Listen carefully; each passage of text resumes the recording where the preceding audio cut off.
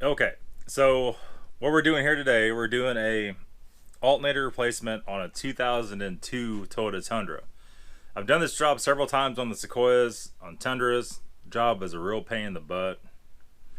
Hate doing it. Of course, the jobs that you hate doing, they seem to pop up a lot, and this one popped up. So, what the story is, on this truck, you drive it, it starts off, the regulator stops kicking on, right? So you get the battery light on the dash, that'll go maybe off and on, maybe it'll charge, maybe it won't, maybe it'll flicker, and then if you keep trying to drive it, the battery light will just stay on, it'll stop charging. So on this 4.7, the alternator is on the bottom. So what we're gonna have to do, we're gonna take off this big metal skid plate on the bottom, go up from the bottom. We're gonna have to pull this guy off, so the airbox, the tube. We're gonna have to take the bolts out of the power steering pump, because the way Toyota did this, these are really good engines, but they did a real crappy deal on these. They bolted the power steering pump over the top of the alternator. So when you take the belt off, when you slide the power steering pump off, or at least most of the way off the stud, so we could slip the alternator out from behind it. And here's the new alternator. And on these, I recommend you not buy a Chinese alternator because they won't last. And be very cautious of, if you watch the main channel, Nathan's DIY Garage, we just did some videos on this, and we had a BMW with a Bosch Starter, right? And the Bosch Starter was, here, where is it? Where is she at? It's right here. Okay, so here it is. This is a Bosch Starter. However, it's not really. This is a remanufactured Bosch Starter, and you can buy these at auto parts stores. They're about 150 bucks. Well, the ugly situation of it is they're rebuilt with the Chinese kit, so they don't last long. They're junk. If you're gonna buy one of these, you might as well buy a Duralast or Value Craft, whatever kind of junk they're peddling. What we have right here is a takeoff off a Tundra with 70,000 miles on it. So this alternator lasts about 200 to 250,000 miles, and you're going to have to replace it. So this has 70,000 miles on it. We know we're going to more than likely be good for more than 100,000 plus miles where we have any issues out of this at all, maybe even another 200,000. Just depends. And so this was about 60 bucks for a takeoff, and if you can verify the mileage on it, that's the way to go. Anyhow, let's go ahead and get started. Okay, so now we got the destruction plates off. I call them destruction plates. Some people call them skid plates. They don't actually save you from anything, but they will destroy your engine. What I mean by that, and make it impossible to change your oil too on these. If you have a leak, if you have any kind of leak, you're not going to see it drip with that plate on there. It's with any car. It's going to drip in that plate. It's going to spill out when you drive on the highway. Unless it's catastrophic, you're not going to see it. So we don't like that kind. I like to be able to see what's going on. So at this point in time, we're going to go ahead and pull these two 10mm nuts off. We're going to go ahead, you may not have to pull that off. We might be able to do it without taking that off. We'll see. We'll see. Okay, so the first thing we need to do, I did get the belt off. I couldn't remember. Mine has a cold air intake that's a little bit different. You can leave all this stuff on. You can barely get down in there. And you can see I have a 1/2-inch drive ratchet with a 14 regular socket, not a deep well. And I have it on the tensioner pulley. So not on the very top pulley right there, on the tensioner to the left. You can see the ratchet. I'm going to leave it on there. I already took the belt off. The ratchet's leaning against the fan clutch. And we just slipped the belt off the power steering. So the belt's laying right there. Hopefully it'll stay there. It probably won't. Hopefully we can do that and slip it right back on. If you're by yourself, these belts can be a bear to get back on if you completely take it off. You almost need 2 sets of hands. So what we're going to do right now, we're going to go ahead and go through. I don't know if you guys could even see that or not. So at the power steering pump, it has holes in the pulleys. Okay, you can see behind there is 13 millimeter nuts we're going to take off. And I believe there's 3 altogether that hold that to the block. We're going to take all 3 of those off. That's going to let us move that power steering pump back and forth, and that's going to let us slide it off. It's mounted on studs, so they're just nuts you're taking off. I think there's 2 nuts and 1 bolt, I remember right. It's going to slide off. Once you get them loose and you have all of them loose, you're going to be able to tell it's going to be movable. Don't take the lines off. So we're not going to open up any fluid on this. And once we get to that, we could then get underneath and pull out the bolts that hold the alternator in and unplug it. And that is quite the trick. That's where I don't know if this camera is going to be too big to get underneath there and show you. Okay, so where we're at here, we just pulled all 3 bolts out. I'm sorry, they're 14s, not 13s. I was thinking BMW. And now we're to where we can slide the pump in and out, right? So just to recap, went through the holes on the pulley, there is 1 nut and 2 bolts. And right here they are. And not that difficult to get out.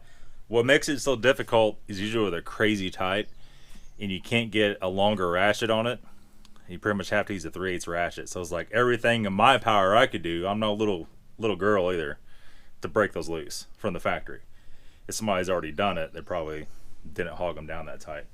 And it might have some kind of Loctite on it from the factory. You see white over the threads there. I don't think it's corrosion. Who knows?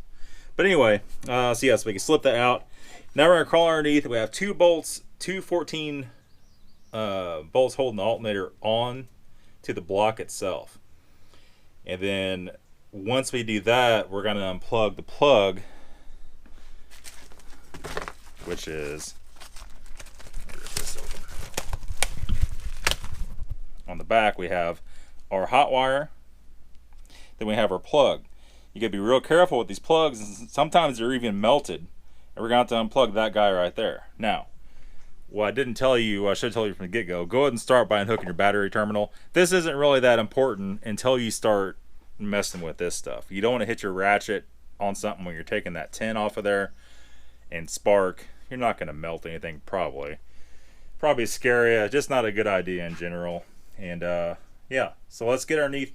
Let's get the alternator freed up. It's a tight spot to film. Let me get the bolts or nuts out, and we're going to be right back. Okay, so this is why this is so difficult of a job. A lot of you guys saying, oh, I do it all the time, there's nothing to it. Well, you probably don't, and you're probably a dumbass. So this is what's going on here. So we went in and clipped the reservoir because we need more distance. There's a little clip here. You go on the back side, you pry it up with a screwdriver, and that releases that. That allows that to come forward. That allows the power steering pump to slide forward on the stud. As you can see, the stud's right there. It's still hanging on the very tip of it. That frees the alternator from that. Now the tensioner pulley is hanging over, you can see it hanging over the edge of the alternator. So now we have to take a ratchet that we left on the pulley. We have to push, let me see, would it be down or up? I think it'd be up. And that moves the pulley out of the way. That releases the alternator off at the stud. That'll let us get it down a little bit, so then we could unplug the plug on the back and then hook the wire. I know, sweet, right? Okay, so here we have the alternator just kind of hanging in here. It's a very tight fit getting out. You can see we were able to push the push button on the plug and plug it from the back of the alternator right there. And we took our 10mm nut off, and that undid the battery cable part. Now we're just going to try to push it out. It's kind of stuck in there a little bit.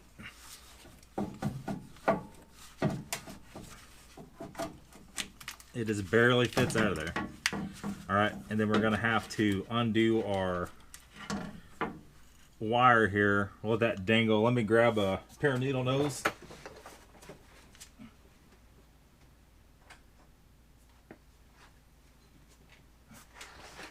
And if yours has been done once already, it's probably not going to have this. We're just going to squeeze that clip. Pretty rotten. There we are. Whoa. And then to have white dielectric grease in there. It was probably normal lithium grease. And just make sure none of that's melted in the plug. And it's not, looks normal. Alternator feels fine, which of course it would, even though we know it's not. And that's it. So now we're ready for reinstall. Okay, so now for the reinstall, honestly, it's just tricky. It's weird. It's an odd situation. We're gonna go ahead and put this back up in there, and our plan here is to kind of get it, well, you can kind of do whatever you want. In our case, we'll go ahead and stick this back on there. Make sure you push it till it clicks. We're gonna go ahead and reattach our battery terminal. You have our 10 millimeter little ratchet right here. Don't get crazy with it. Just snug it up real good. Put our little cap back on, like so, and then our wire loom. Let's wait till we get it back up in there to put that on. And what we're gonna do here, we're just gonna try to cram this back up in there just like this. Definitely. On this truck, it's going back up in there easier because it has extended tranny cooler hoses on it. But usually it's much harder than that.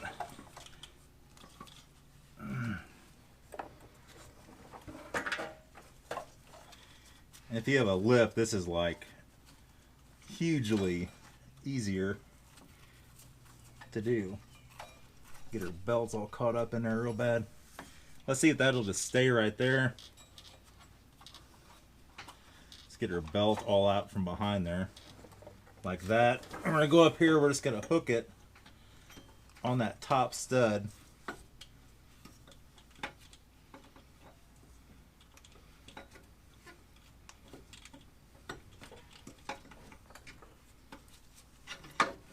There we are. Holy. And then here is our 14 bolt that goes in the bottom.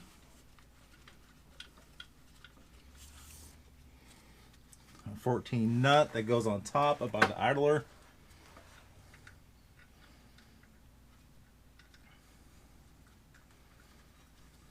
And then we'll go ahead and stick the wire loom harness plastic plug back in there like that.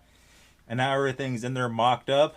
We'll just screw these bolts in as far as I can with our fingers, tighten those up, slip our power steering pump back on, put those 3 bolts back in, 2 bolts and a nut, and probably putting the belt back on is the next most difficult thing.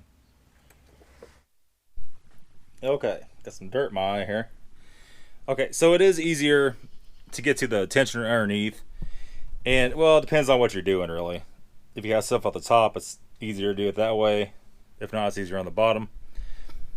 And on the passenger radiator support, right there is the belt diagram. And that's how you put it on. So a lot of people think that it goes from the top pulley, loops down to the tensioner, but it doesn't. The top pulley goes straight over to the power steering, then down the alternator, then loops up and over the tensioner. If you do it the other way, it won't fit. So that diagram is correct, and that's how you need to do it. Everything's tight, everything's plugged in, everything should be ready to go. So let's go ahead and start it and see. All right, let's see. There's a battery light, so we'll watch it. You can tell the battery's getting low. It drug down a little bit when it started. Because I drove it over here. I drove it about 6 miles to my house from his house, and it was kind of iffy. Kind of iffy. I had the jump pack with me here, the one I wired direct, so in case it would die, in theory, I could hook that up and drive it the rest of the way out the jump pack. Wasn't worth getting the trailer out for. So before, sometimes it will idle fine the way it is, and we'll hit the gas to see if it flickers. No flicker. charging at almost 3/4 of the way up. Let me back it out. Let's put the voltmeter and make sure. Because we're going to be looking for 13.8 to 14.3, something like that. 14.21, 2021. So everything is charging good. It's not flickering, so I guess she's ready to go back.